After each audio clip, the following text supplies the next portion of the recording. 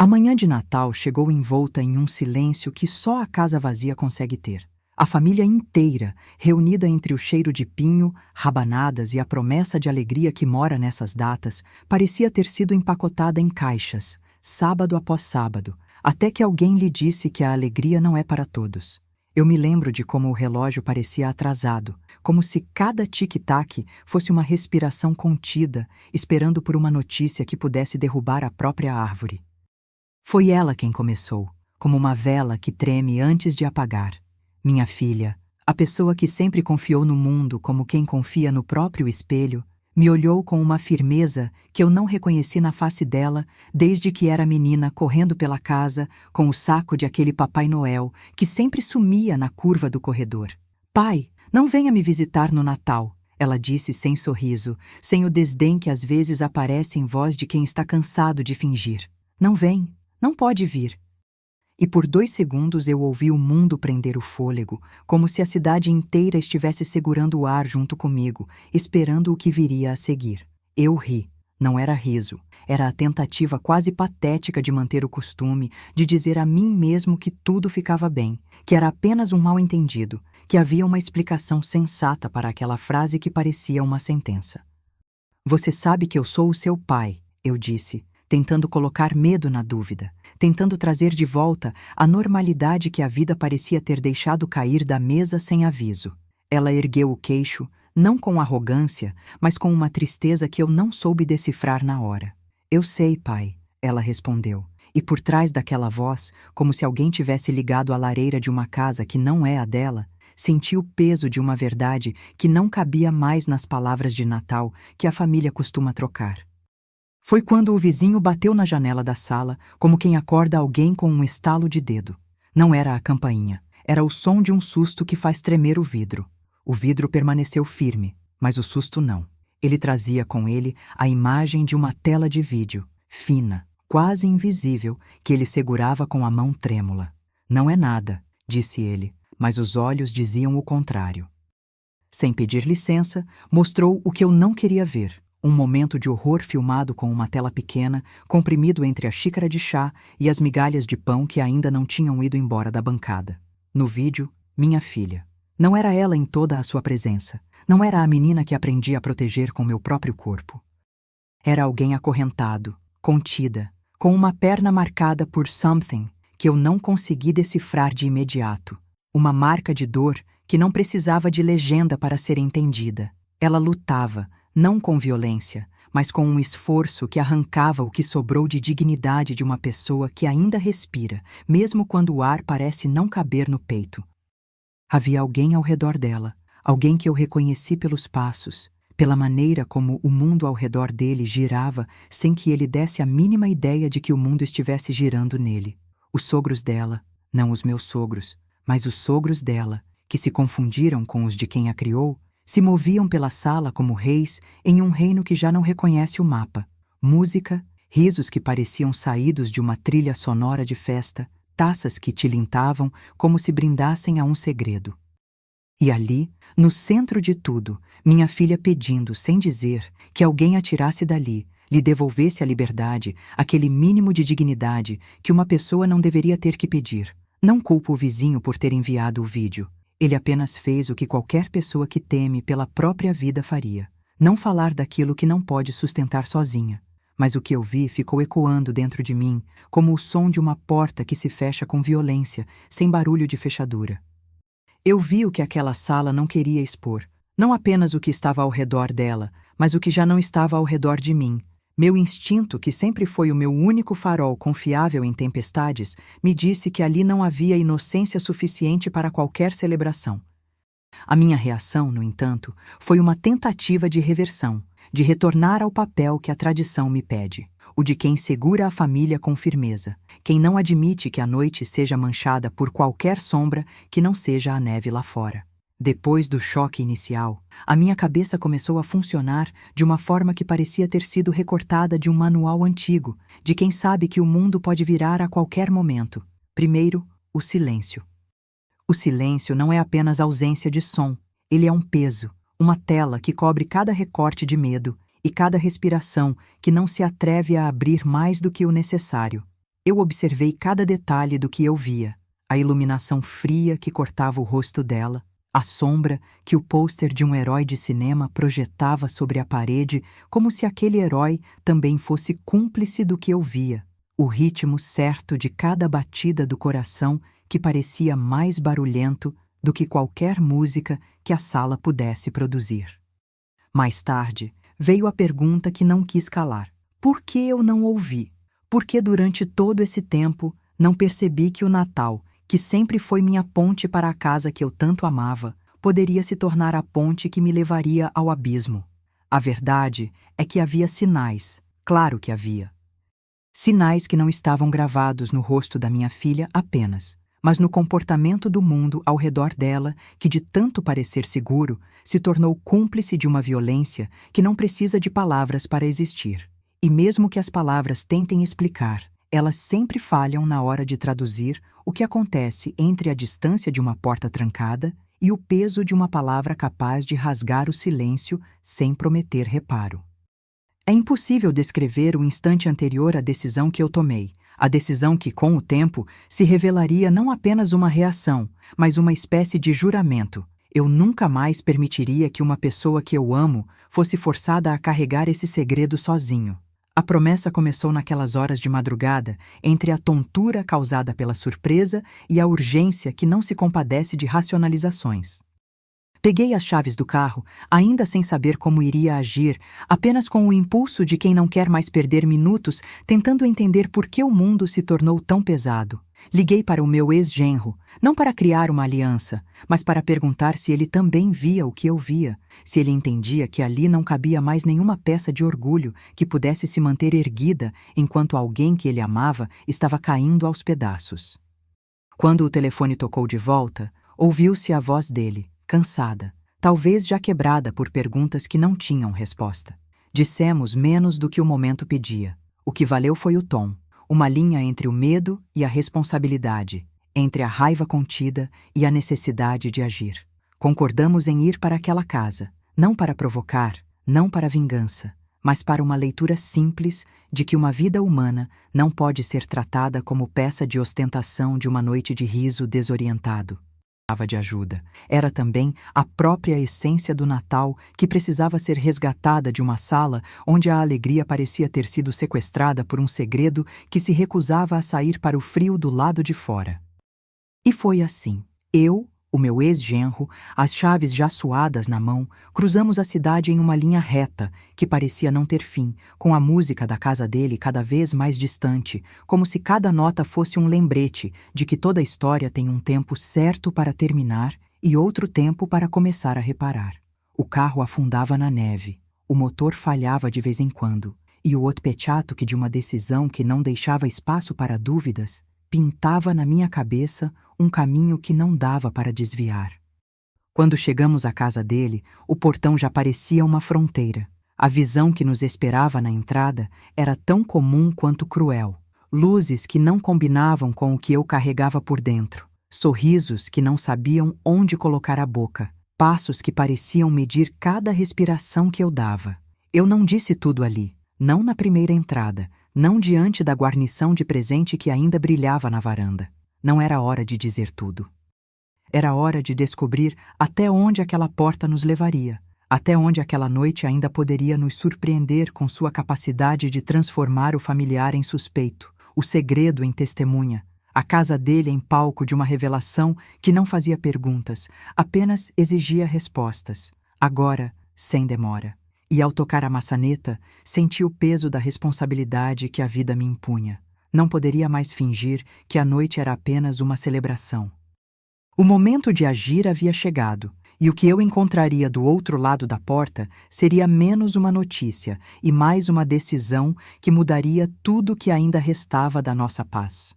Quando cheguei à linha final da primeira parte deste encontro, com o que o Natal pode ser quando foi roubado, quero que você lembre que cada passo foi dado com a intenção de não deixar que ninguém, especialmente minha filha, precisa se carregar sozinha o peso de uma escuridão que não escolhe hora para aparecer. O que nos espera do outro lado não é apenas o que houve, mas o que pode ser feito a partir do que foi visto, uma promessa de coragem, de proteção, de uma família que aprende, pela dor, que o Natal não é apenas celebrar, mas também devolver a vida a quem foi perdida, ainda que por dentro, ainda seja apenas uma criança que precisa de mãos abertas para não cair. E por ora, é isso que eu carrego comigo, a certeza de que não há caminho fácil de volta quando alguém que amamos está em apuros, mas há o caminho que se escolhe quando a noite não traz respostas. A porta abriu-se com um suspiro de madeira que parecia reclamar a própria idade.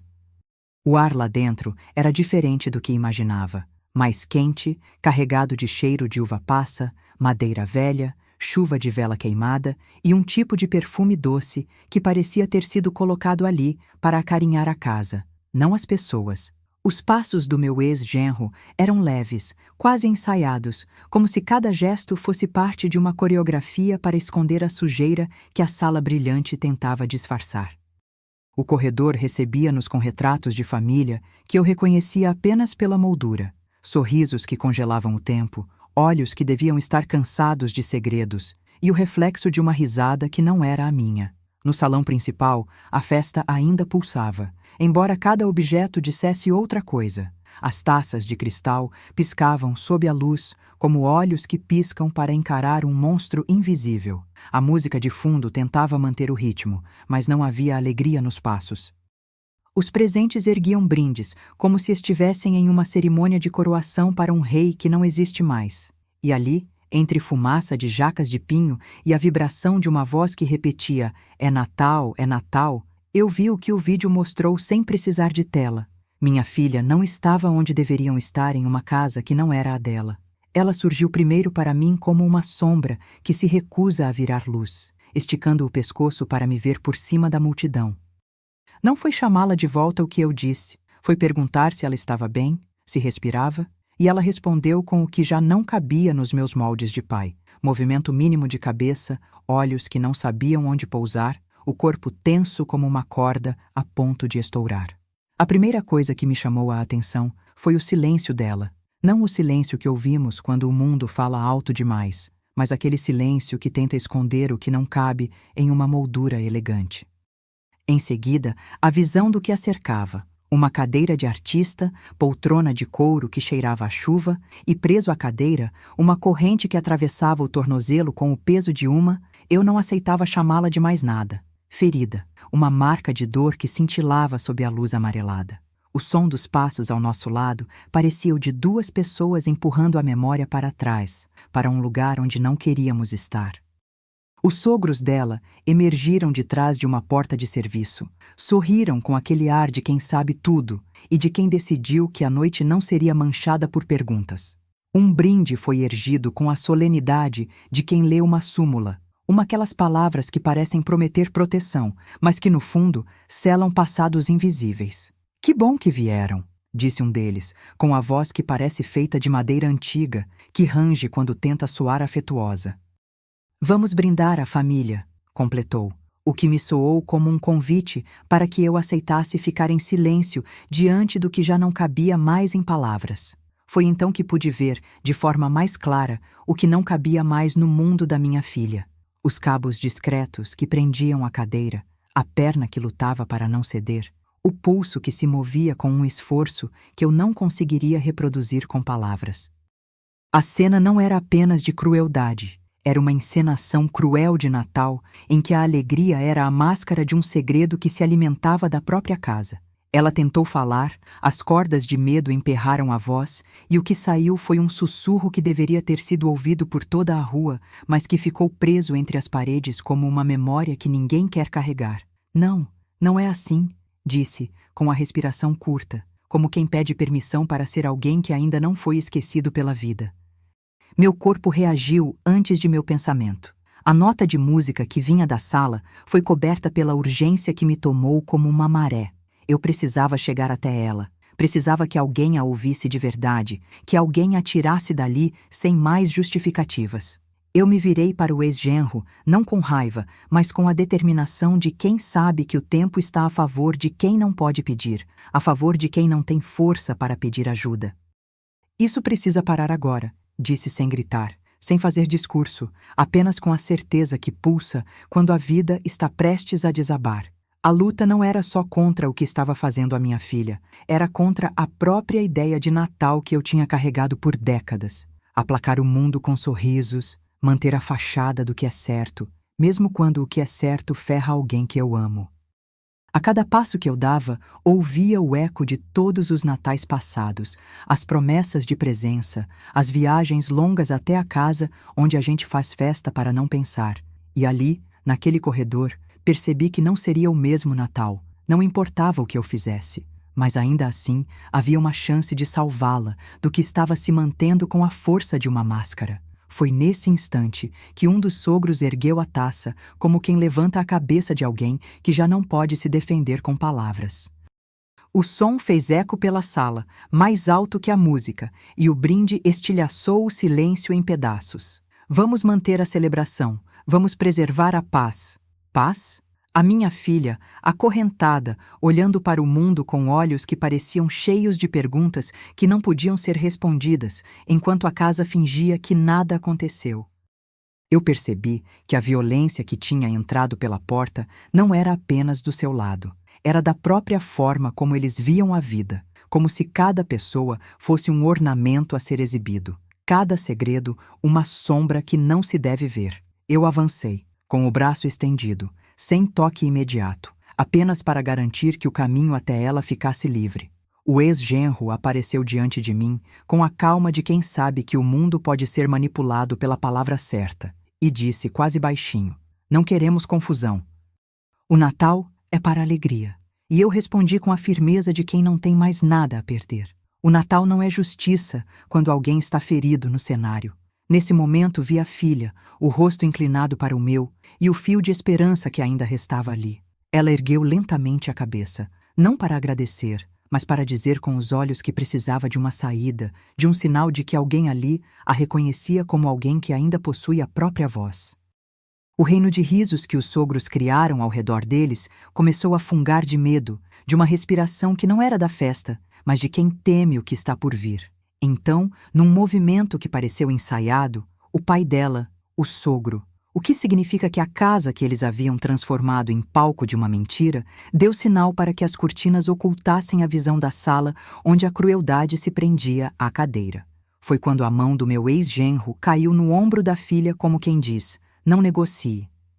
E foi nesse instante que a minha própria voz ultrapassou o ruído dos enfeites, o ruído da festa, o ruído de que aquela casa não é apenas uma casa, mas uma armadura que protege o segredo.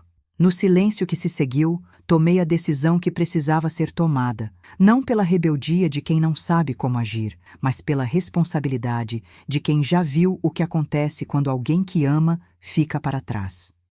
Peguei o celular, tirei o número que eu sabia de cor, o número que me manteria firme mesmo quando o mundo quisesse me convencer a recuar.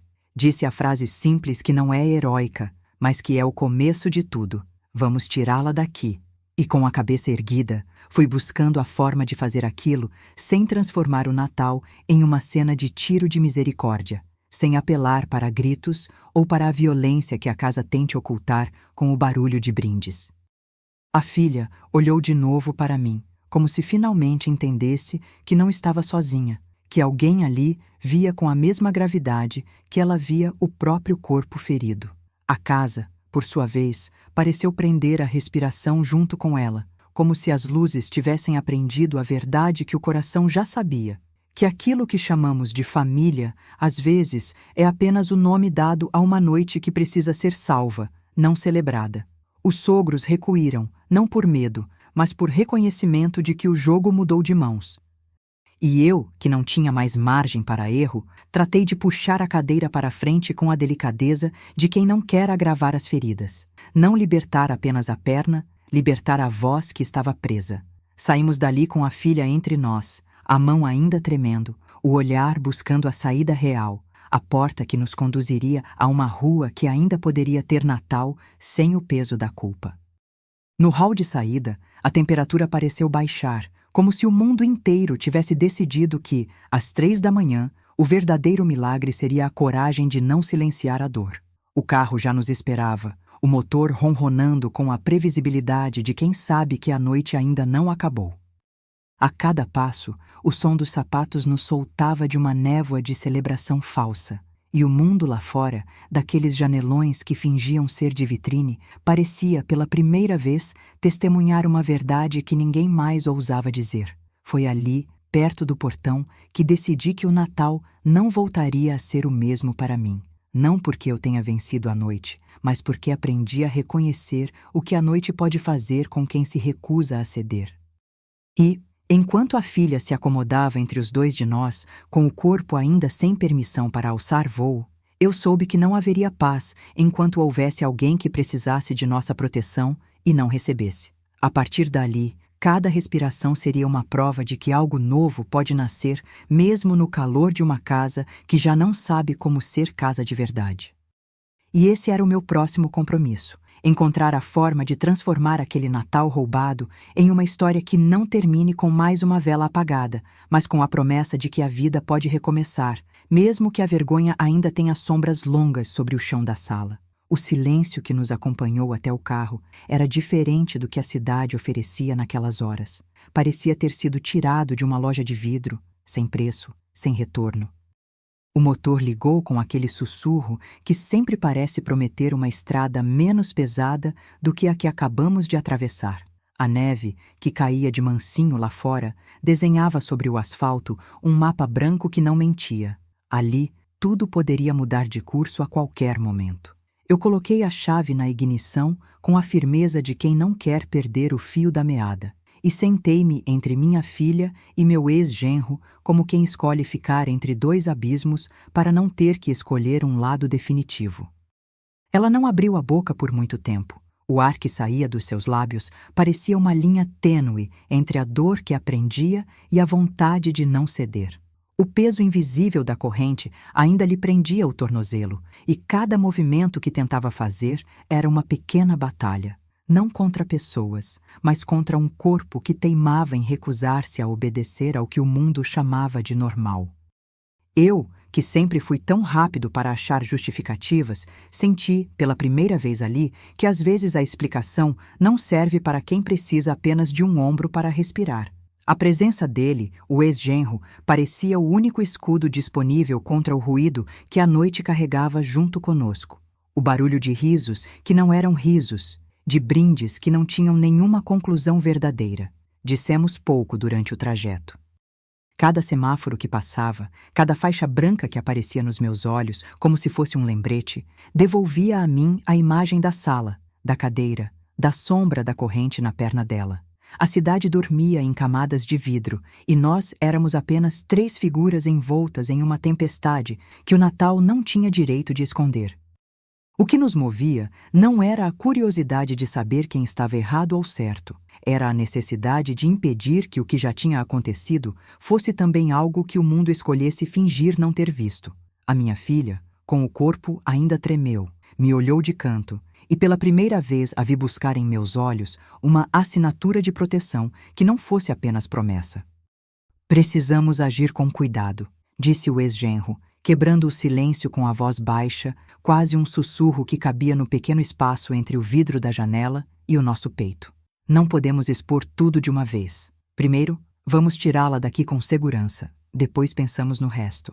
Aquelas palavras pareciam um pacto silencioso entre nós, uma linha traçada no ar para não permitir que a sala voltasse a ter voz.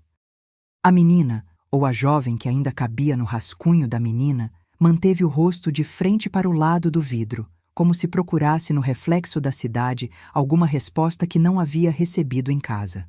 Ligamos para um contato próximo, alguém que pudesse nos orientar sem transformar aquilo em uma investigação pública de imediato. Não era medo de denunciar, era, antes de tudo, o desejo de não transformar a noite de Natal em uma arena de acusações que pudesse esmagar ainda mais o que ainda restava de dignidade nela. O plano passou a ser simples: sair da cidade com ela, levá-la a um espaço onde pudesse descansar, onde a gente pudesse ouvir, com calma, os segredos que o corpo dela já não era capaz de esconder, e só então pensar no que fazer com o restante que ficou para trás naquela casa que insistia em se manter como palco de uma peça grotesca. A cada curva, eu tentava lembrar de quem era a menina, quando a gente ainda sonhava com o que o mundo poderia ser. Alguém que ria alto, que reclamava de tudo e de todos, que não se deixava vencer pela menor sutileza de medo. Agora, aquela lembrança era um farol quase apagado, que precisava de esforço para não se transformar em pó diante de tudo que tínhamos visto naquela noite. A distância entre nós três parecia um desvio inevitável, uma linha de fuga que a cidade oferecia quando o peso de uma verdade começava a saturar o ar. O ex-genro falava pouco, mas cada palavra dele carregava o peso de quem realmente sabe que o momento exige nada menos que firmeza sem brutalidade. Vamos para um lugar onde ela possa descansar, eu disse, sem muita cerimônia, apenas com a convicção de que o próximo passo não pode ser decidido por impulso do puro rancor ou pela vontade de punição.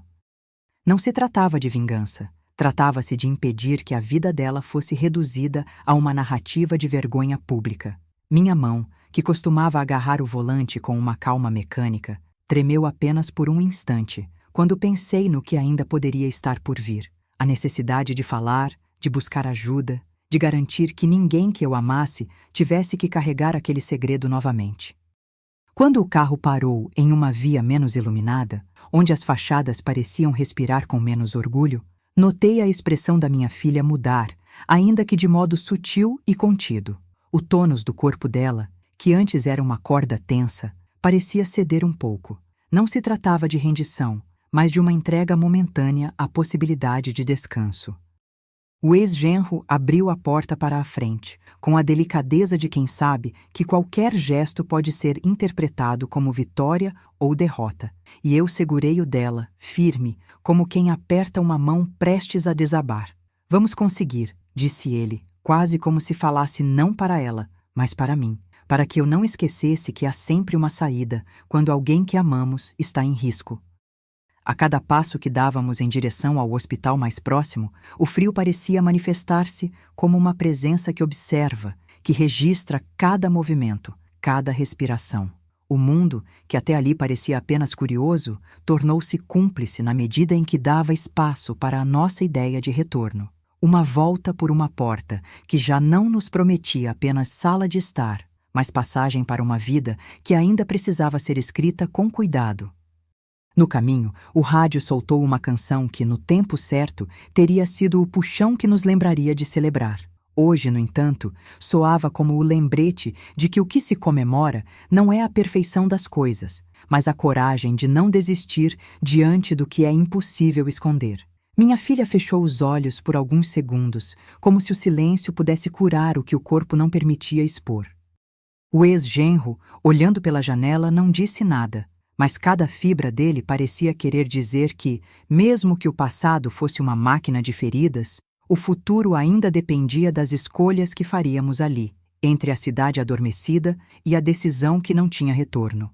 Chegamos ao local de atendimento, quase sem anunciar a nossa presença. Eu ajudei minha filha a descer, a colocar o peso do corpo em meus braços, como quem segura uma vela para que não se apague. A enfermeira que nos recebeu tinha os olhos de alguém que já viu de tudo, mas manteve a voz simples, quase monástica, para não assustar quem chega com uma história que não cabe em um protocolo. Ela pediu apenas um pouco de calma, um pouco de silêncio, para ouvir sem interromper. E ali, na fria abordagem de uma sala de atendimento, eu percebi que aquilo que eu buscava não era apenas proteção, mas a possibilidade de transformar o que tinha sido uma noite de medo em um começo de verdade. Uma verdade que não poderia mais ser enterrada sob o riso de uma festa que já não existia mais. O tempo ali parecia acordar devagar, como se a cidade inteira tivesse decidido pausar a respiração para que possamos entender o que estávamos carregando. A minha filha, ainda com a perna ligada à source invisível de uma dor antiga, recebeu o cuidado que a sala oferecia com a distância necessária para que ninguém a tocasse sem perguntar primeiro. E eu, observando, senti que a verdadeira visita que eu precisava fazer não era a casa deles, nem a lembrança de natais que outrora pareciam garantidos, mas a mim mesmo. A pergunta que sempre volto a fazer quando vejo o que é capaz de ferir quem eu amo, sem que haja justiça para isso. O Natal, de uma forma cruel e incontestável, havia mostrado que a proteção não é garantia. É uma prática diária, Um compromisso que envolve coragem para romper o silêncio, para atravessar portas fechadas, para carregar alguém para longe da sombra que se instala quando alguém decide medir o valor de uma pessoa pela aparência da casa em que está. E enquanto a equipe técnica falava entre si, eu me permiti sentir, pela primeira vez sem filtro, o peso da responsabilidade que me esperava nos dias que viriam. Não apenas entender o que ocorreu, mas construir um caminho de saída para minha filha, uma linha de fuga que não a condenasse a carregar sozinha cada fragmento de dor. O que está por vir não tem forma ainda, apenas o contorno de uma promessa que começamos a traçar ali, no limite entre o que é público e o que precisa ser protegido com cuidado. E no silêncio que se seguiu, a minha decisão ganhou uma voz mais clara do que qualquer brinde. Não permitirei que o Natal devolva a ela a vergonha que alguém tentou lhe impor. A estrada que escolhemos agora não é de vingança.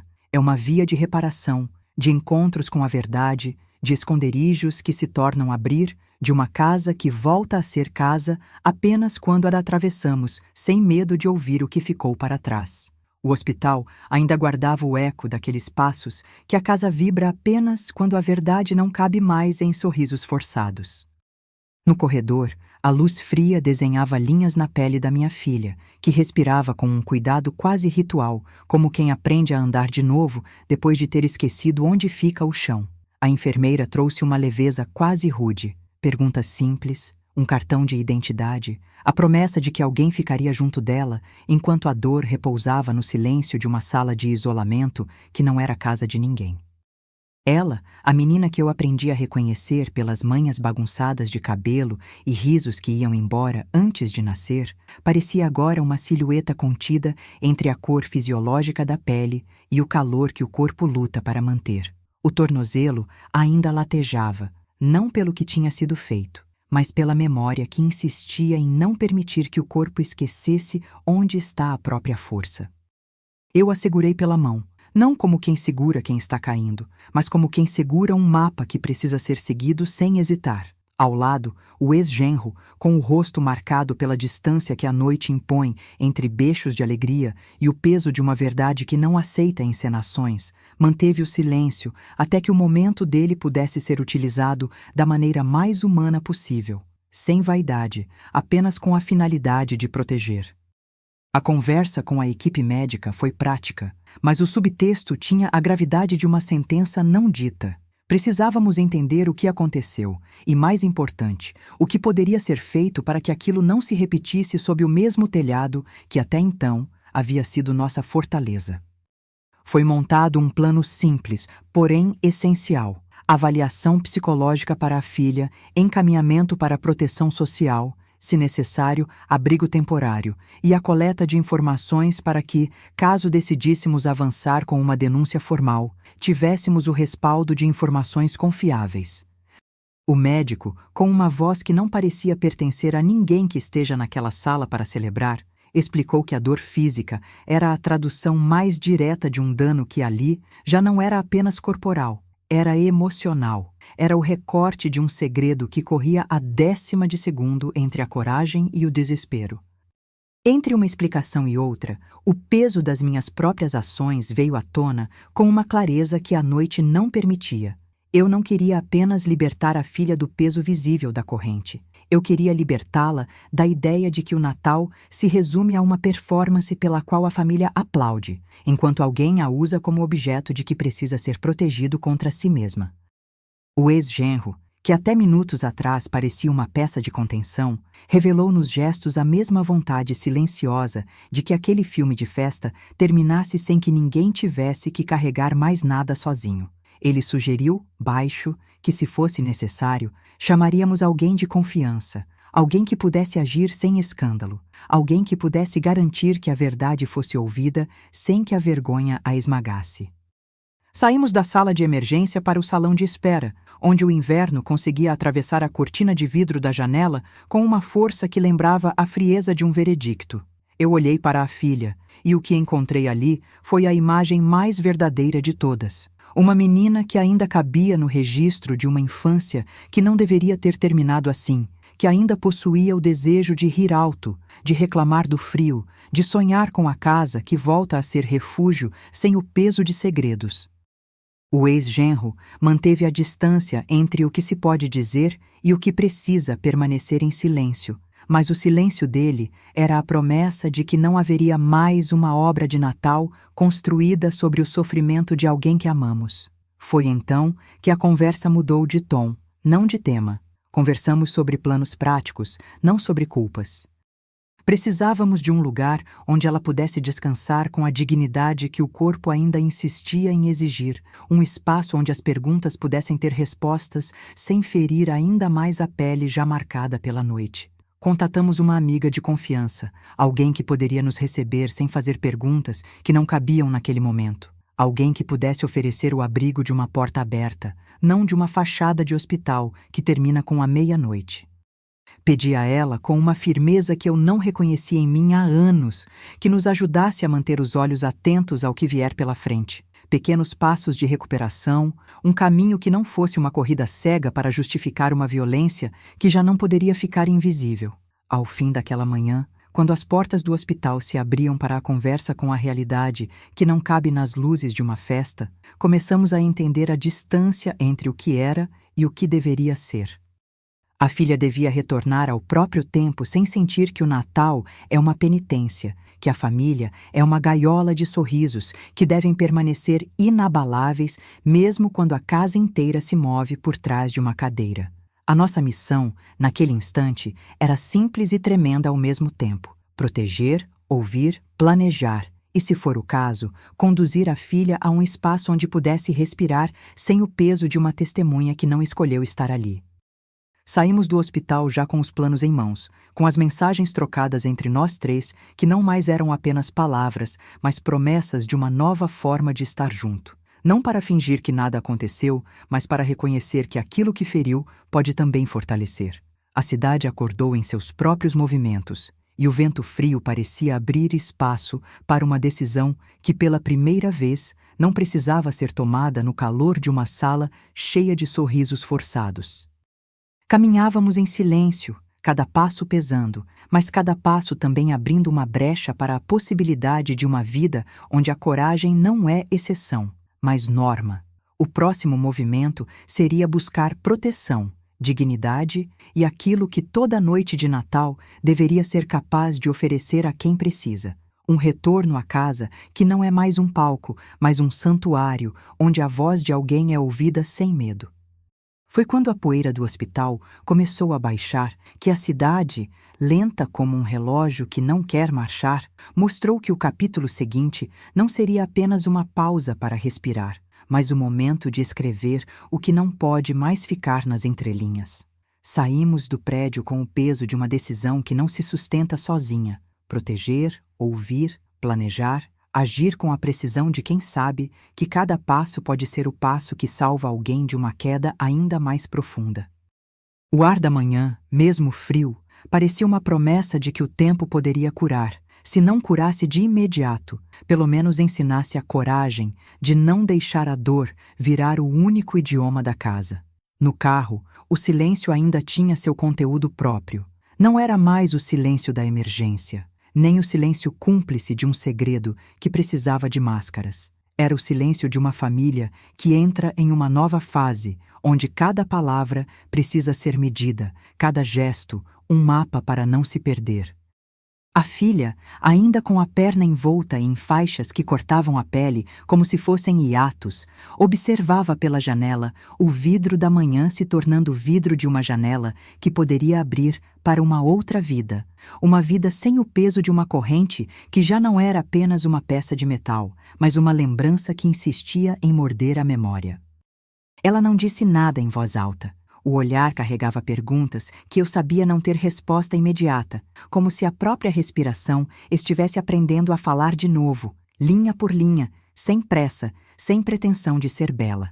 O ex-genro, ao meu lado, manteve a compostura de quem sabe onde está a linha entre o que se pode dizer e o que precisa permanecer em silêncio. Não havia orgulho ali. Havia uma responsabilidade de quem reconhece que a vida de alguém querido não cabe em uma narrativa de justiça rápida, nem em um fechamento que pareça vencer o medo com um sorriso. Ele apenas confirmou, com a voz baixa que não busca aplausos, que não bastava tirá-la dali. Era preciso construir um caminho que lhe dessem uma chance de respirar, sem medo de retornar à sombra de uma porta fechada. Vamos seguir com cautela, repetiu, como se praticasse uma oração prática, não para pedir proteção, mas para lembrar a todos nós que a proteção não é um estado alcançado de uma vez. É uma prática diária, repetida com paciência, com a certeza de que cada decisão pode ser o degrau que evita o desmoronamento.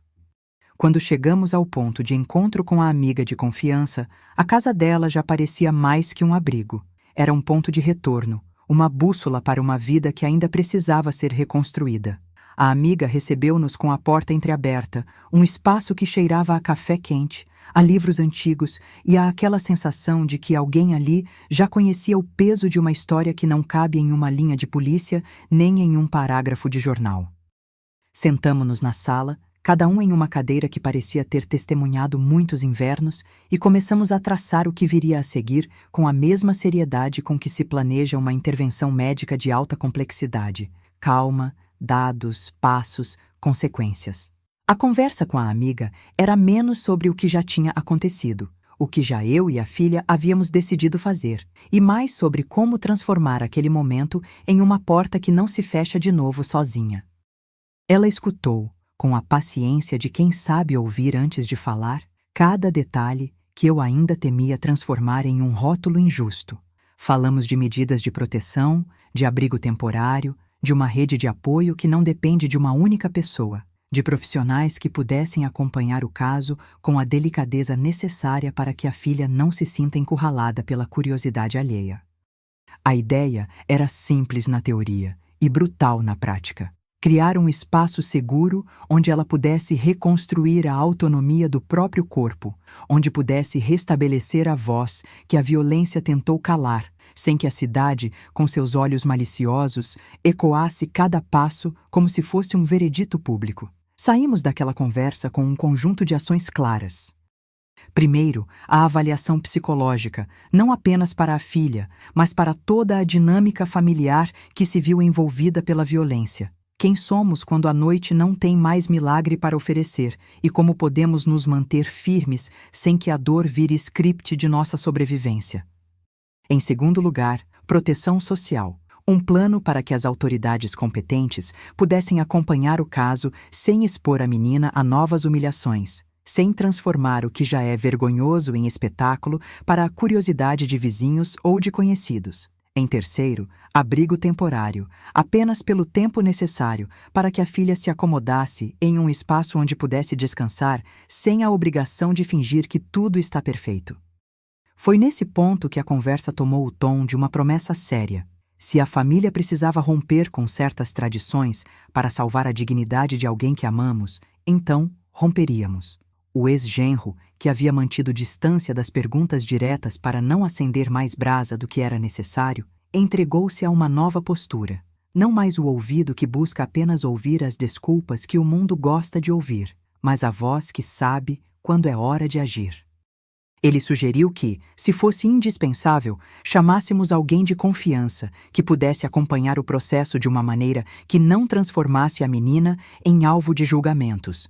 Nós concordamos, não por medo, mas por fé na justiça, que não é uma vingança, e sim uma promessa de que a vida não precisa ser esmagada pela vergonha. A filha ouvia, ou pelo menos parecia ouvir, com a cabeça levemente inclinada para fora do peso da cadeira. Não havia sorrisos fáceis ali, apenas uma respiração que tentava encontrar o lugar onde o tombado não precisa ter a guarda erguida o tempo todo. Em algum momento, ela sussurrou algo que para alguém que tem a violência como referência pode soar trivial, mas para nós foi uma bússola. Quero aprender de novo o que é ter casa. Não disse mais do que isso, mas o suficiente para que todos nós entendêssemos que a jornada de volta para a confiança em si mesmo não começa com uma grande declaração, mas com um conjunto de passos discretos que devolvem a voz a quem a perdeu em meio a uma sala de festa que se tornou ataúde de palavras não ditas. Ao fim da tarde, combinamos que a próxima etapa seria anunciar às autoridades, com cuidado e em conjunto, o que havia ocorrido, não para criar uma manchete, mas para que a proteção se tornasse uma realidade tangível. Identificamos uma linha de apoio: a Delegacia de Violência Doméstica, o Centro de Atendimento a Vítimas, a Rede de Assistência Social.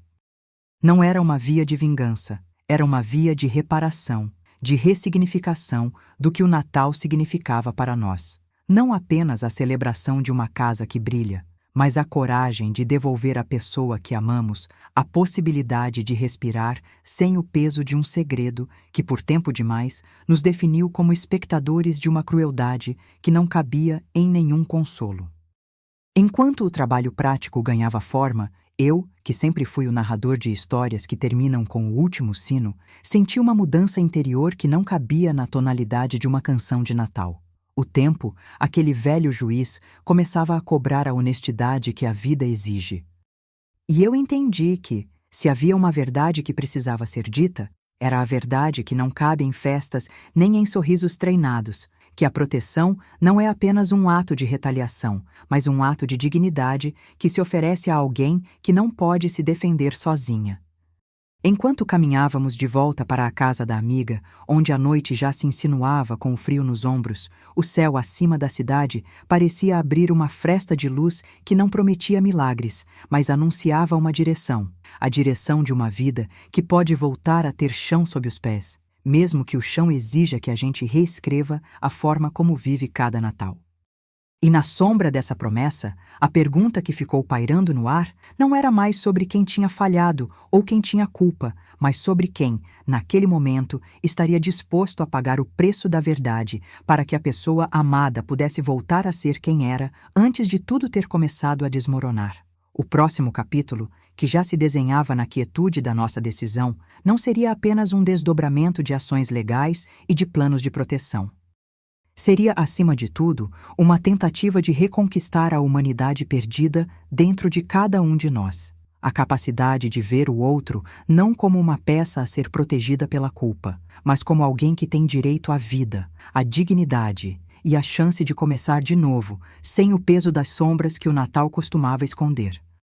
Quando a noite descia sobre a cidade com a paciência lenta de quem sabe que a verdade não tem pressa, nós voltamos para a casa da amiga, onde as mãos se encontraram em silêncio e o coração abriu espaço para a esperança sem ingenuidade. A filha repousaria, não para esquecer, mas para aprender a lembrar com menos medo. E eu, que até ali tivera o papel de ser ponte entre o que dói e o que pode ser reparado, percebi que a minha própria voz precisava de treino. A voz que poderia dizer basta, a voz que poderia dizer sim à vida que ainda restava, a voz que poderia, enfim, tornar o Natal não um palco de sofrimento, mas o cenário de um renascer lento, silencioso e verdadeiro. A partir dali, o que viria pela frente seria menos sobre derrotar um segredo do que sobre curar o segredo que o mantinha vivo dentro de nós. E eu estaria ali, a cada passo, para ouvir, apoiar e lutar para que a casa voltasse a ser casa, não por obrigação, mas por escolha consciente de que cada pessoa merece um lugar onde a dor possa caber sem governar a alegria. O dia seguinte chegou com uma calma pesada, como se a cidade inteira tivesse esquecido de respirar para que nós pudéssemos finalmente ouvir o som de nossos próprios passos sem o eco da urgência. Saímos da casa da amiga, com a sensação de que a minha própria voz havia ganhado fôlego depois de meses de sussurros contidos. A filha, ainda envolta nas faixas que lembravam a gravidade da noite, olhava pela janela do carro como quem retorna de uma viagem que não termina nunca, mas que, aos poucos, aprende a colocar os mapas de volta no bolso, onde cabem tempos de cura e tempos de decisão. O caminho, que antes parecia uma linha direta entre o perigo e a saída, foi se desdobrando em pequenas pausas de verdade. Consultórios, conversas com pessoas de confiança, papéis que não eram meros papéis, mas promessas escritas com a tinta firme de quem sabe que cada palavra pode proteger alguém que ama. No banco do carona, a amiga de confiança falava baixo, não para desesperar, mas para assegurar que cada etapa fosse clara. A avaliação psicológica continuaria. Os contatos com proteção social não poderiam falhar. E, mais importante, a filha seria ouvida com uma paciência que não reconhecia os limites do tempo, apenas os limites da dor que ainda precisava ser desfeito. A cidade acordou com uma brisa que parecia carregada de escolhas. No entanto, a nossa casa, que até então tinha sido palco de uma situação que desfigura o Natal, começou a se transformar em um espaço de retorno, não de feridas expostas, mas de vida que se recupera em silêncio, com a firmeza das ações que não precisam de aplausos para existir. Chegamos a uma delegacia especializada, não para fazer barulho, mas para registrar uma verdade simples. A violência não pode ser tratada como segredo de família, nem o medo como um comentário que se esconde atrás de sorrisos. A filha, com a voz ainda fraca pela madrugada de lágrimas que não se podem exigir de alguém que precisa seguir em frente, olhou para mim e disse, quase sem palavras, que quer aprender a confiar novamente na casa onde o chão não treme sob cada passo. Foi o ex-genro quem abriu a gaveta de papéis que costumam parecer frios, mas que naquele instante ganharam calor humano na medida em que cada linha significava proteção. Pedidos de abrigo temporário, encaminhamento para serviços de apoio, a possibilidade de acompanhamento psicológico contínuo para a filha e toda a família, para que não fosse apenas ela quem fosse reparada pela dor, mas todos nós que de algum modo ficamos marcados pela lembrança de uma noite em que a alegria se tornou máscara para um segredo que corria pelas paredes. Entre cafés frios e uma conversa contida, criamos o mapa do que viria a seguir. Uma rede de pessoas dispostas a ouvir, a observar com distância respeitosa, a agir com uma rapidez que não ferisse a privacidade, mas protegesse a dignidade de quem precisa. A filha, sentada entre o passado que pede passagem e o futuro que ainda está por ser escrito, repetiu, com a delicadeza de quem está aprendendo a falar de novo, que quer casa não apenas como abrigo físico, mas como território seguro onde o corpo possa habitar sem o peso da humilhação. Não houve dramatismo, houve uma verdade simples. A casa precisa ser um refúgio onde a voz volta a soar sem medo. E, para que isso fosse possível, cada um de nós assumiu um papel. A amiga de confiança ficou como ancoragem, alguém que pode ser procurado sem que a cidade precisasse de justificar a dor. O ex-genro, que já não era apenas testemunha, tornou-se parceiro prático na artimanha de transformar o que era uma lista de serviços em uma rede invisível de cuidado. Eu, em meio a tudo isso, aprendi a não medir a coragem pela intensidade dos gritos, mas pela preferência de quem escolhe agir com compostura, ainda que o coração martelasse na garganta. No decorrer de algumas semanas, a rotina começou a se reorganizar.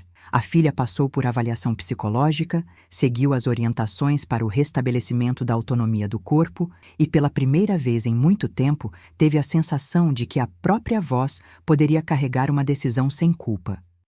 As sessões não eram apenas sobre o trauma, eram sobre reconstrução de confiança, sobre aprender a reconhecer sinais de perigo sem permitir que o medo a cegasse para as pequenas alegrias que ainda existem mesmo em tempos difíceis. A casa, que antes parecia uma arena de visitas forçadas, começou a se moldar como um espaço onde o silêncio pode ser ouvido sem que o silêncio seja uma sentença. E, aos poucos, a atmosfera da festa que um dia feriu retornou apenas como lembrança, sem o peso de impacto que a fazia estremecer cada vez que se olhava no espelho. Enquanto tudo isso avançava, as perguntas antigas se transformavam em perguntas novas. O que significa proteger sem sufocar, agir sem punir, amar sem esconder o que precisa de cuidado? A resposta, ainda que incerta, se tornou prática. Não há Natal que valha a pena se não for capaz de abraçar a vulnerabilidade com o mesmo calor com que se acolhe a força. O caminho legal ganhou consistência, não como vingança, mas como uma promessa de que a verdade, quando apresentada com responsabilidade, pode libertar em vez de ferir. A filha, pela primeira vez, falou de desejo real de ter a casa de volta, como um lar onde a dignidade não depende da narrativa que o mundo decide contar. E, com a ajuda de todos que caminhavam junto, começamos a construir as pontes que a vida exigia para atravessar a noite sem medo. O Natal daquele ano chegou, não como um palco de que tudo está bem, mas como um espaço que aprendeu a suportar o peso da ferida sem se fechar. A casa recebeu-nos com a cordialidade de quem sabe que ainda caminhamos entre sombras, mas com a convicção de que cada passo é uma escolha de humanidade. A filha, com a perna menos dolorida, com a voz mais firme, sentou-se à mesa não para fingir, mas para celebrar a coragem de ter chegado até ali. E nós, três que um dia fomos apenas presença, fomos pela primeira vez uma presença com propósito: proteger o que é frágil, ouvir o que não se diz, agir para que o amanhã não traga novamente o segredo escondo nas paredes. Ao encerrar este capítulo, eu sei que nenhuma vitória vem sem cicatrizes. Mas as minhas cicatrizes não são marcas de derrota, são mapas que me guiam para não esquecer que o Natal, quando é verdadeiro, não é só brilho no topo da árvore, é a escolha diária de manter a casa segura para quem ama. A filha olha para o futuro com um brilho contido, a respiração mais estável, a mão que uma vez tremia agora firme ao meu lado. O ex-genro permanece ao lado, não como alguém que resolveu tudo, mas como quem escolheu não abandonar a promessa de que a vida pode renascer mesmo após a noite mais escura. E eu, que aprendi a ouvir com menos pressa e a agir com mais compaixão, continuo navegando, passo a passo, por uma estrada que não promete apenas o fim da dor, mas a possibilidade de um novo começo. Não apenas para nós, mas para todos que, em algum Natal, já entenderam que a verdadeira casa é aquela onde a dignidade da pessoa é o primeiro presente. Foi quando a poeira do hospital começou a baixar que a cidade, lenta como um relógio que não quer marchar, mostrou que o capítulo seguinte não seria apenas uma pausa para respirar, mas o momento de escrever o que não pode mais ficar nas entrelinhas. Saímos do prédio com o peso de uma decisão que não se sustenta sozinha: proteger, ouvir, planejar, agir com a precisão de quem sabe que cada passo pode ser o passo que salva alguém de uma queda ainda mais profunda.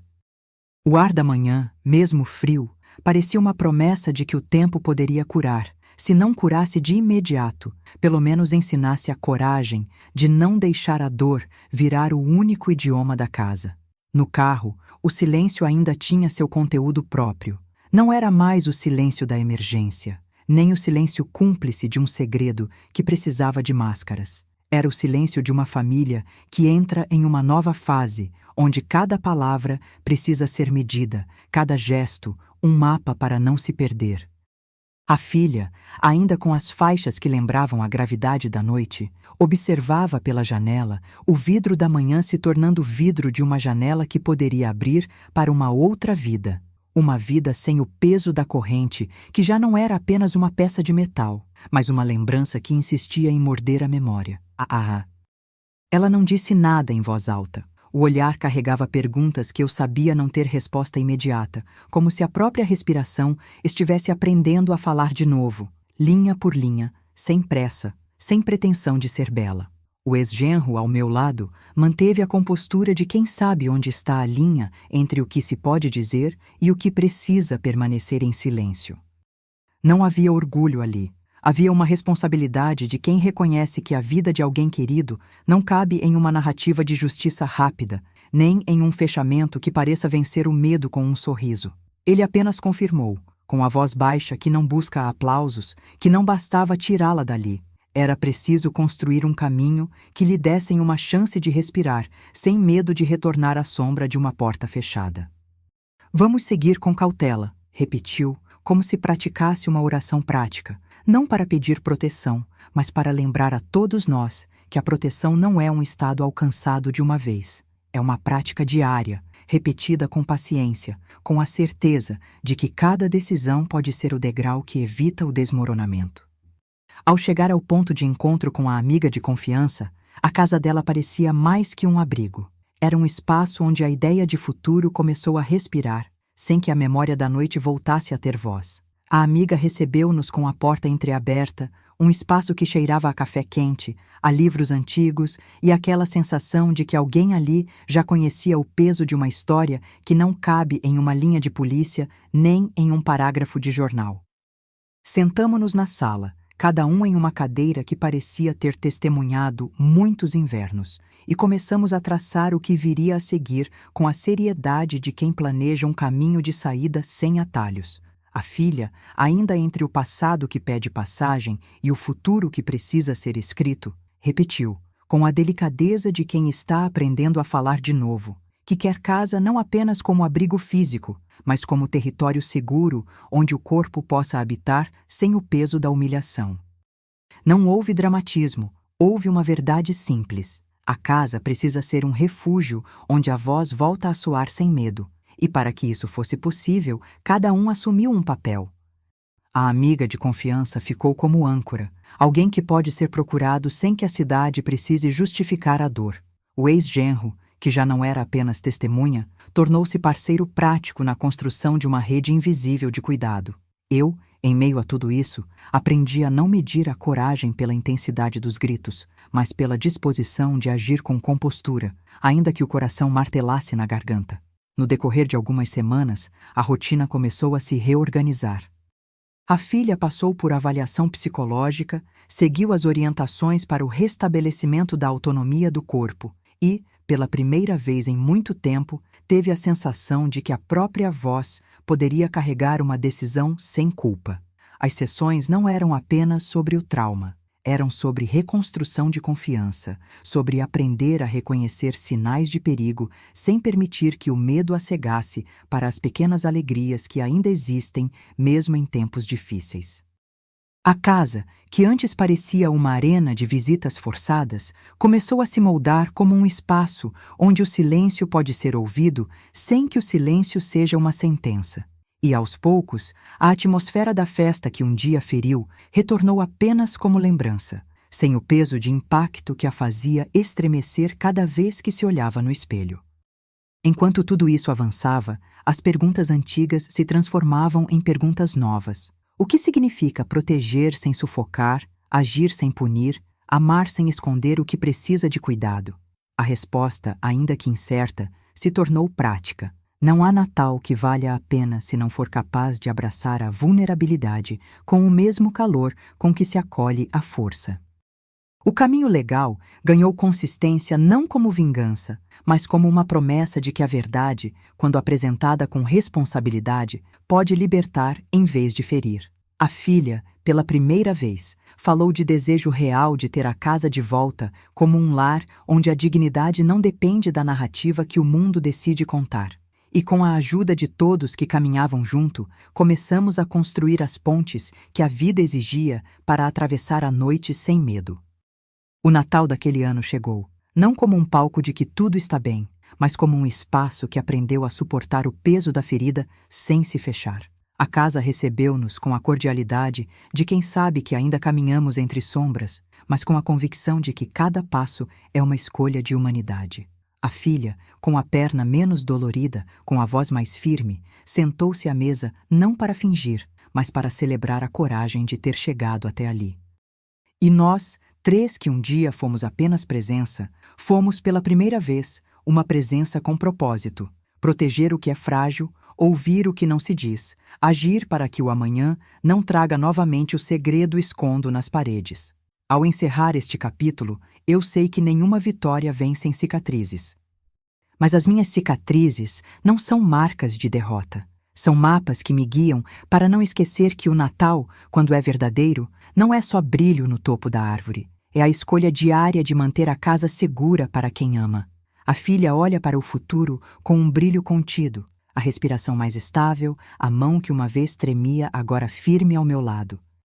O ex-genro permanece ao lado, não como alguém que resolveu tudo, mas como quem escolheu não abandonar a promessa de que a vida pode renascer mesmo após a noite mais escura. E eu, que aprendi a ouvir com menos pressa e a agir com mais compaixão, continuo navegando, passo a passo, por uma estrada que não promete apenas o fim da dor, mas a possibilidade de um novo começo. Não apenas para nós, mas para todos que, em algum Natal, já entenderam que a verdadeira casa é aquela onde a dignidade da pessoa é o primeiro presente. E mesmo diante dessa nova direção, aprendi que o caminho não é linear, nem sempre suave. Ainda haverá dias em que a sombra da noite volta a querer puxar o peso da culpa, dias em que cada sorrir rezado parece exigir uma coragem que ainda não está inteira. Mas agora sei qual é o mapa. Não esconder, não culpar, não permitir que o segredo cresça mais do que a vontade de viver. E eu sigo em frente, sabendo que a casa pode ser refúgio, não por perfeição, mas por decisão diária de proteger, ouvir e, acima de tudo, acreditar que a vida pode continuar, mesmo quando a memória insistir em assombrar o corredor.